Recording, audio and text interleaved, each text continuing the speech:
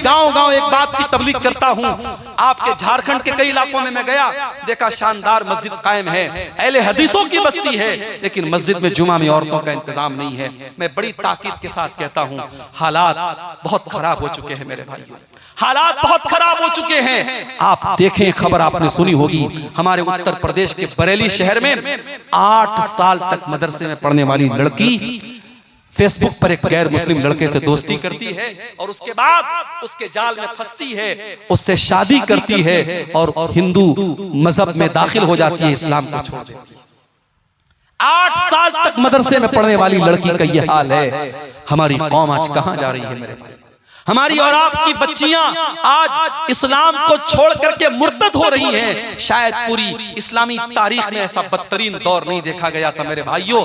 हमें मारा तो गया, हमें काटा तो गया, हम पर जुल्म तो हुए, मगर हमारा ईमान इस कदर कमजोर हो जाए कि हमारी बच्चियां, हमारी कौम की बहनें, हमारी कौम की बेटियां आज फेसबुक और इंस्टाग्राम पर किसी के आई लव यू पर और किसी की मोहब्बत भरे जोड़ों पर फिदा होकर के अपने दीन को खैर बात कह दे, अपने मजहब को छोड़ दे, अपनी तौहीद को छोड़ दें। इतना बदतरीन दौर हमने कभी नहीं देखा था मेरे भाइयों। इसका मतलब ये हुआ कि कहीं ना कहीं पानी मर रहा है, कहीं ना कहीं हमसे कोताही हो रही है और कहीं ना कहीं हमने अपनी बच्चियों और अपनी बेटियों की तरबियत जैसी करनी चाहिए थी वैसी नहीं की है। माफ करना मेरे भाइयों, साल में एक जलसा हो गया, घर की औरतों को, लड़कियों को आप लेके चले आए, इससे काम नहीं चलेगा, इससे काम नहीं चलेगा, ये तरबियत के लिए काफी नहीं है। आपके गांव में अगर जामा मस्जिद है जहां जुमा का खुतबा हो रहा है, मैं बड़ी ताकीद के साथ कहता हूं, हर वो मस्जिद जहां जुमा का खुतबा हो रहा हो, आप औरतों के लिए सेपरेट इंतजाम कीजिए। उनकी एंट्री अलग हो, उनका सीना अलग हो, उनका दरवाजा अलग हो, पर्दे का माकूल इंतजाम हो। आपके घर की औरतें जब जुमा के खुतबे में जाएंगी, एक साल में 50-52 जुमा का खुतबा सुनेंगी, आधा घंटे की ये जुमा के खुतबे जब वो 50 बार सुनेंगी, उनकी दीन की बहुत सारी मालूमात उनको मिलेगी। आज कितनी औरतें हैं, उनसे आप दीन की मोटी मोटी बातें पूछ ले, नहीं बता पाएंगी। हाँ, रस्म और रिवाज की बातें आप पूछ लें, शादी ब्याह में कितने जोड़े कपड़े देना है, फलाने ने अपनी लड़की की शादी में 12 जोड़े दिए तो ये 24 जोड़े देगी, उसने अपनी बेटी को 10 ग्राम का हार दिया तो ये 20 ग्राम का हार देगी। रस्म और रिवाज के मामले में हमारी औरतें माशाअल्लाह किसी से कम नहीं है। हमारे बनारस में एक जगह हमारी रिश्तेदारी में शादी हो रही थी, शादी का सारा सामान आया तो उसमें मैंने देखा कि पुड़िया रखी हुई है। मैंने पूछा भाई इस पुड़िया में क्या है, तो कहने लगे ये सुहाग की पुड़िया है, ये सुहाग की पुड़िया है। और सुहाग की पुड़िया में क्या है, सिंदूर रखा हुआ है, माथे की बिंदी रखी है।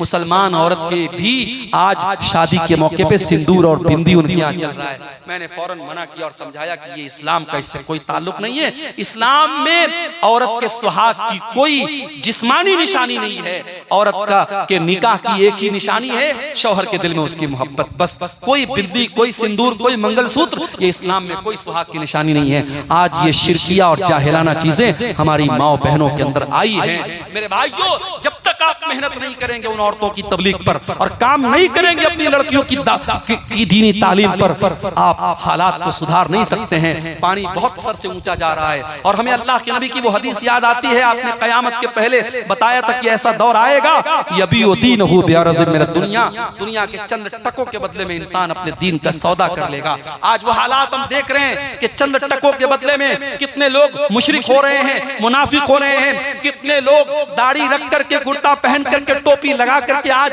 न्यूज चैनल पर आकर के, टीवी चैनल पर आकर के अल्लाह के बारे में अनाप शनाप बक रहे हैं, इस्लाम के बारे में उल्टी सीधी चीजें बक रहे हैं और शिरकिया नारे अपनी जुबान से निकाल रहे हैं। दीन तकरीर कर रहा हो, उसको ये बावर कराया जाए, उसके दिल में ये एहसास डाला जाए कि अपनी तकरीर खत्म कर, और अवाम की तरफ से अगर ऐसी कोई बात आ रही है, इसका मतलब ये हो रहा है कि हमारी तरबियत में भी बहुत कमी है मेरे भाई।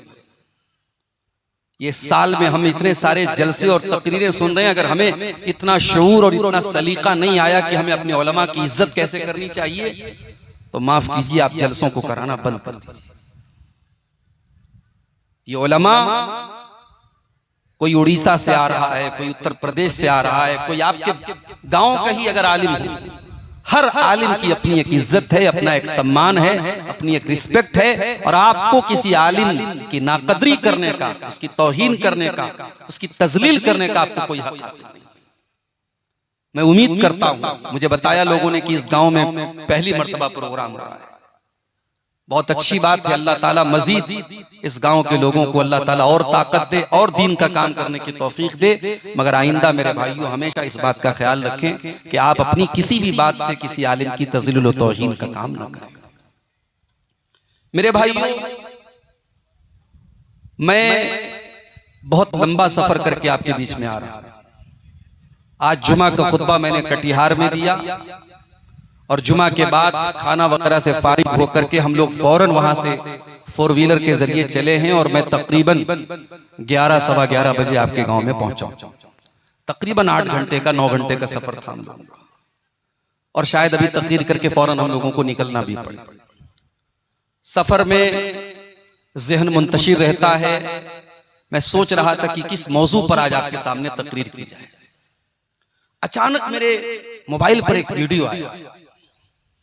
व्हाट्सएप पर लोग वीडियो एक दूसरे को भेजते रहते हैं। वीडियो आया और वीडियो में मैंने ये देखा कि एक इंसान है जो खाने काबा से कुछ दूरी पर बैठा है और एहराम की ड्रेस में है। यानी वो उम्रा करने गया है या अगर पुराना वीडियो तो हज करने गया है। खाने काबा बिल्कुल उसके सामने है, चंद मीटर की दूरी पर है। हरम का मंजर है, जिस्म के ऊपर एहराम की चादर है और वो इंसान अपने मोबाइल पर बैठ करके गेम खेल रहा है। चारों तरफ नमाज पढ़ रहे हैं, उसके आगे पीछे लोग अल्लाह की बारगाह में रो रहे हैं, दुआएं कर रहे हैं और वो बदनसीब इंसान खाने काबा से चंद फीट की और चंद मीटर की दूरी पर बैठ करके मोबाइल पर गेम खेल रहा है। यकीन माने ये वीडियो देख करके बड़ी तकलीफ हुई कि इसको कहते हैं बदनसीब इंसान। और फिर जब उस इंसान की बदनसीबी पर मैंने गौर किया तो मुझे अल्लाह के रसूल की एक और हदीस भी याद आई। अल्लाह के प्यारे नबी सल्लल्लाहु अलैहि वसल्लम मिंबर के ऊपर चढ़ रहे हैं और आपने 3 बद्दुआएं की। रगीमान रजुलिन ज़ुकिरतु इंदहु फलम युसल्ली अलैया। आपने मिंबर की पहली सीढ़ी पर कदम रखा, आपने फरमाया उस इंसान की नाक खाकालूद हो जाए, वो इंसान बर्बाद हो जाए, वो इंसान उसका सत्यानाश हो जाए जिसके सामने उसके नबी का नाम लिया जाए वो दरूद न पड़े। दूसरी सीढ़ी पर आपने कदम रखा, फरमाया व रगीमा अनफु रजुलिन अदरक रमज़ाना सुम्मन सलक क़ब्ल अन युग़फ़र लहू। उस इंसान का भी सत्यानाश हो जाए, वो इंसान भी बर्बाद हो जाए जिसको रमजान का महीना मिल जाए, जो रमजान का महीना पाले और रमजान खत्म हो जाए और उसकी मग़फ़िरत न हो पाए, उसकी बख्शिश न हो पाए। और तीसरी सीढ़ी पर आपने कदम रखा तो आपने बद्दुआ फरमाई व रग़िमा अनफ़ु रजुलिन अदरक इंदहुल किबर वालिदाहु। जिसके माँ बाप उसको बुढ़ापे में मिले हो, फलम युदखिलाहुल जन्ना, और उसके माँ बाप उसको जन्नत में दाखिल न कर पाए हो। इसका मतलब ये हुआ कि रमजान जैसा बरकत वाला महीना जो अब 3-4 दिन के बाद हमें और आपको मिलने वाला है, अगर उस बाबरकत महीने को हासिल करने के बाद भी कोई इंसान अगर नेकियों से दूर रहे, नमाज से दूर रहे, कुरान से दूर रहे तो बहुत बड़ा बदनसीब है। अब उसके सुधरने की उम्मीद नहीं है मेरे भाई। जो इंसान खाने काबा के सामने खड़ा होकर के बैठ करके मोबाइल पर गेम खेल रहा हो, अब उस इंसान से हम क्या तवक्को रखेंगे मेरे भाइयों। हमारे दिल में एक सवाल पैदा हुआ कि ऐ अल्लाह, कोई इंसान इतना भी पत्थर दिल कैसे हो सकता है, कोई इंसान इतना भी बदकिस्मत कैसे हो सकता है कि इतने अपने मुल्क और अपने वतन से दूर खाने काबा के साए में बैठ करके भी उसे मोबाइल पर गेम खेलने की फुर्सत है, उसे अल्लाह को याद करने की फुर्सत नहीं है। जब इस सवाल का जवाब हम कुरान करीम में तलाश करते हैं, कुरान करीम के 17वें पारे की पहली आयत में अल्लाह ताला इस सवाल का जवाब देता है। इक़्तरब लिन्नासि हिसाबुहुम वहुम फी गफलतिन मुरिदून। लोगों के हिसाब का टाइम करीब आ गया, लोगों के इम्तिहान का टाइम करीब आ गया अब यहाँ हिसाब से क्या मुराद है? बाज़ उलमा ने कहा इससे मौत भी मुराद हो सकती है, बाज़ उलमा ने कहा इससे कयामत भी मुराद हो सकती है। लोगों के हिसाब का टाइम करीब आ गया, यानी उनके मरने का टाइम करीब आ चुका है। वो कब मर जाएंगे मालूम नहीं। कौन सा कोरोना वायरस आकर के उनको खत्म कर दे, कौन सी बीमारी आकर के उनकी जिंदगी की डोर को थाम दे, कौन सी खतरनाक बीमारी आकर के उसके दिल की धड़कन को रोक दे, उसे नहीं मालूम। बनारस के मेरे एक दोस्त का आज मैसेज आया दोपहर में, उनका जवान भाई 30 से 35 साल की उम्र का उनका जवान भाई, अचानक उसकी आंखों की रोशनी चली। उसको ऑपरेशन के लिए वो चेन्नई के मशहूर आंखों के हॉस्पिटल में वो लेके जा रहे थे, मुझसे दुआ की दरखास्त कर रहे थे। मेरे भाइयों, मेरे अजीजों, कोई नहीं जानता कब कौन सी बीमारी आकर के उसको बहुत बड़ी मुसीबत में डाल दे, उसे मौत तक पहुंचा दे। कौन सा एक्सीडेंट, कौन सा हादसा, कौन सी बीमारी आपकी जिंदगी को खत्म कर दे, आप नहीं जानते हैं। अल्लाह फरमा रहा है इक़्तरब लिन्नासि हिसाबुहुम, ओ लोगों तुम्हारे हिसाब का टाइम बिल्कुल करीब है, तुम्हारी मौत का टाइम बिल्कुल करीब है। और कयामत अगर इससे मुराद ले ले तो कयामत भी बहुत करीब है, और कयामत की बहुत सारी निशानियां धीरे धीरे जाहिर हो रही हैं। अल्लाह फरमा रहा है लोगों के हिसाब का टाइम करीब है, वहुम फी गफलतिन मुरिदून, लेकिन लोग गफलत में पड़े हुए हैं। ये सबसे खतरनाक बीमारी है, गफलत की बीमारी। लोग गफलत में पड़े हैं। जिस तालिबे इल्म को एग्जाम में पास होना होता है, साल भर मेहनत करे या न करे, एग्जाम के पहले वाली रात तो वो भी मेहनत करता है कि यार मुझको पास हो। जिसको मालूम हो जाए कल मेरा इम्तिहान है और मुझे इस साल फेल नहीं होना है, पास होना है, हालांकि उस एग्जाम में अगर फेल भी हो गया, ज्यादा से ज्यादा उसका एक साल बर्बाद हो जाएगा, ज्यादा से ज्यादा स्कूल से निकाल दिया जाएगा, मदरसे से निकाल दिया जाएगा। लेकिन अगर उस तालिबे इल्म को पास होना है, उसे पास और कामयाब होना है, तो जरूर मेहनत करेगा। अल्लाह फरमा रहा है मेरे बंदो तुम कितने गाफिल हो, तुम कितने नादान हो। वहुम फी गफलतिन मुरिदून, तुम्हारे हिसाब का टाइम करीब है, फिर भी तुम गफलत में पड़े हुए हो। हम और आप गफलत में पड़े हैं मेरे भाई।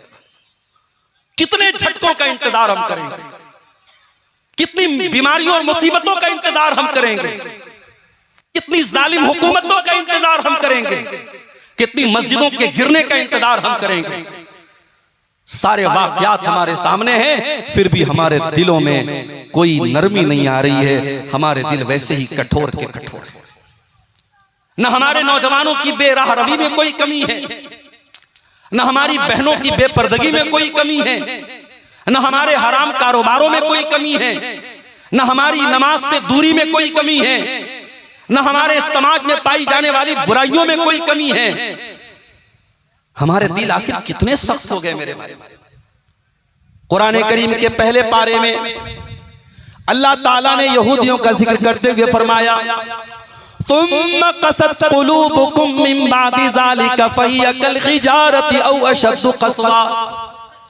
ऐ यहूदियों, तुमने इतने ज्यादा गुनाह किए कि तुम्हारे दिल पत्थरों से भी ज्यादा कठोर हो गए, तुम्हारे दिल पत्थरों से भी ज्यादा सख्त हो गए। व इन्ना मिनल हिजारति लमा यतफज्जरु मिनहुल अनहार। ऐ यहूदियों, पत्थर तो कुछ ऐसे भी होते हैं, उन पत्थरों में से नहरें जारी हो जाती हैं, उन पत्थरों में से पानी निकलने लगता है। व इन्ना मिनहा लमा यशक्कु फयखरुजु मिनहुल मा।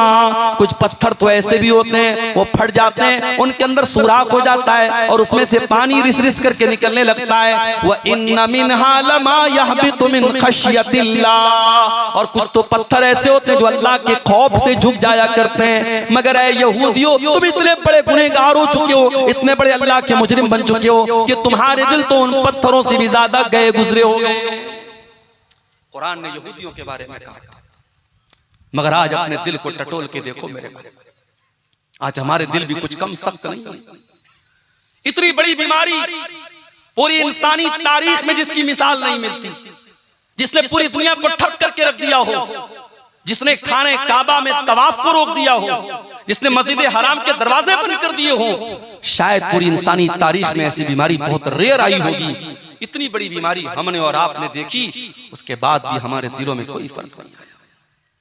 वजह क्या है मेरे भाई? इसका सबब क्या है? कुरान करीम हमें बता रहा है, इसका सबब है गफलत की बीमारी, तुम्हारे दिल गाफिल हो चुके।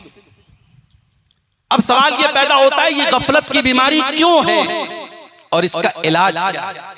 और आज मेरी तकरीर का टॉपिक यही है कि गफलत की ये जो बीमारी हम सबको घेर चुकी है। रमजान का महीना भी आ रहा है, आएगा और चला जाएगा, और मुझे मालूम है समाज में एक बड़ा तबका ऐसा है, रमजान के आने से उसे कोई फर्क नहीं पड़ता।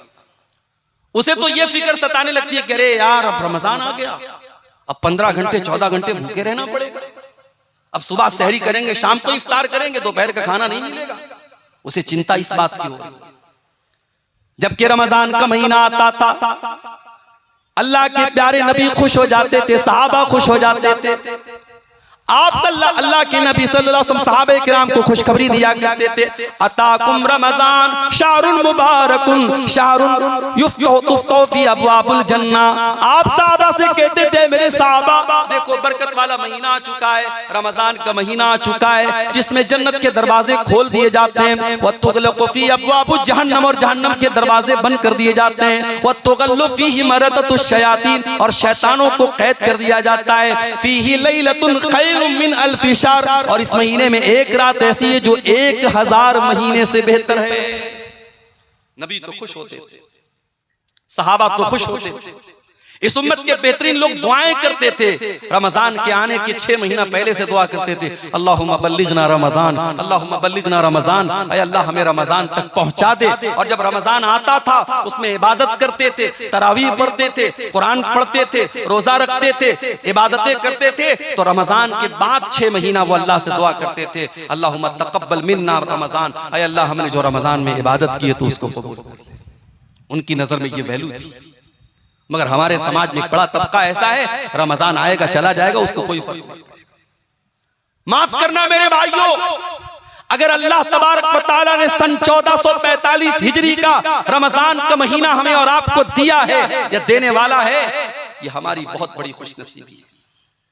हमें से बहुत सारे लोग ऐसे हैं पिछले रमजान को हमारे बीच में थे, इस साल नहीं है। अल्लाह को प्यारे, अल्लाह ने हमें एक और रमजान दिया है। और यहां पर आप वो हदीस अपने सामने रखिए, इब्न माजा की सही रिवायत, हजरत तलहा रजी अल्लाह ताला अन्हु कहते हैं कि नबी के दौर में 2 लोग इस्लाम लाए, एक साथ इस्लाम लाए, और उस दो भाइयों में से एक भाई बहुत मेहनती था, दीन के काम में आगे आगे रहता था, दूसरा कुछ कमजोर था।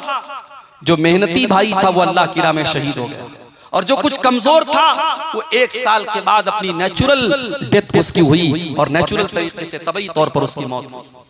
हजरत तलहा कहते हैं, मैंने एक दिन ख्वाब देखा, और ख्वाब में मैंने देखा कि जो इंसान मैंने देखा कि मैं जन्नत के दरवाजे पर खड़ा हूं, और जन्नत के अंदर से एक फरिश्ता आता है और उसको पहले जन्नत में लेके जाता है, जिसका इंतकाल 1 साल बाद हुआ था, और जो पहले अल्लाह की राह में शहीद हुआ था और जो दीन के मामले में ज्यादा मेहनत करता था, उसको बाद में जन्नत में लेके जाता है।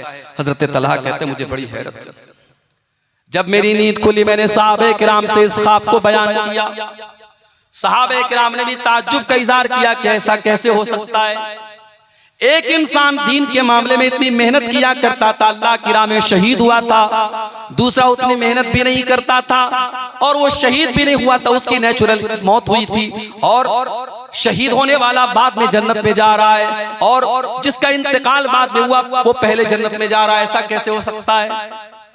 जब ये बात अल्लाह के प्यारे रसूल के कानों तक पहुंची, क्या फरमाया अल्लाह के प्यारे नबी ने? आपने फरमाया, क्या तुम्हें तलहा के ख्वाब पर ताज्जुब हो रहा है? ऐ मेरे साहबा, क्या तुम्हें हैरत हो रही है कि तलहा ने ऐसा ख्वाब क्यों देखा है? मुझे एक सवाल का जवाब दो। जिस भाई का इंतकाल 1 साल बाद हुआ था, अलैसा क़द अदरक रमजान, क्या उसने अपनी जिंदगी में एक और रमजान का महीना नहीं पाया?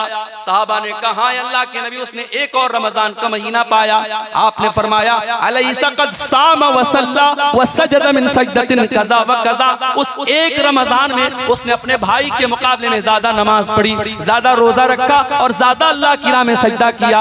आप साहबा ने कहा, हां अल्लाह के नबी, ये तो सही कह रहे हैं आप। आपने फरमाया, फकाना मा बैनहुमा अबअदु मिम्मा बैनल अर्दि वस समा, ऐ मेरे साहबा कान खोल करके सुन लो, जब एक रमजान उसने ज्यादा पाया और एक रमजान में उसने ज्यादा इबादत की, तो दोनों भाइयों के दरमियान, उनके दरमियान जो दूरी है वो जमीन व आसमान की दूरी से भी ज्यादा है। अल्लाह, हम खुश नसीब है मेरे भाई, अल्लाह हमें एक और रमजान दे रहा है।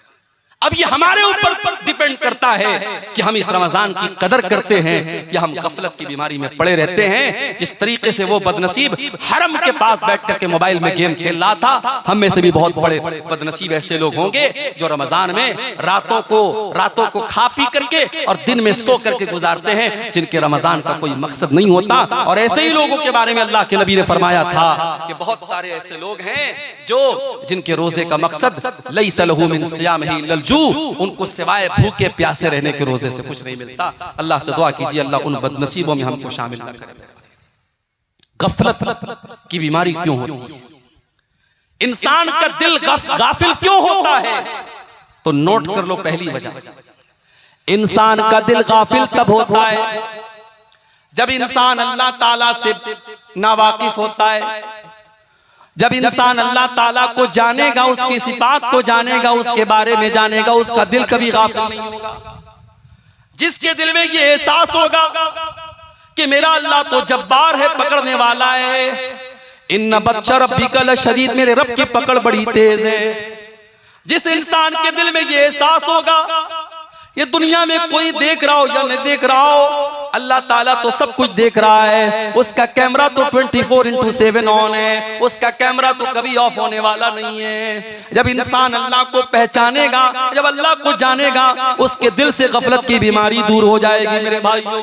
इसीलिए जब हजरत लुकमान अपने बेटे को नसीहत करते हैं तो पहले क्या कहते हैं? पहले अल्लाह के बारे में अपने बेटे को बताते हैं, या बुनैया इन्नहा इन तकुम मिस्काल हब्बतिन मिन खरदलिन फतकुन फी सखरतिन औ फिस समावाति औ फिल अर्दि याति बिहल्लाह। हजरत लुकमान अपने बच्चे से कहते हैं, ऐ मेरे बच्चे, एक राई के दाने के बराबर भी अगर कोई चीज होगी, आसमानों के अंदर कहीं होगी, जमीन के अंदर कहीं होगी और किसी चट्टान के नीचे छिपी हुई होगी, याति बिहल्लाह। अल्लाह का पावर तो ऐसा है, अल्लाह की कुदरत तो ऐसी है, अल्लाह उस राई के दाने के बराबर चीज को सामने ले आएगा।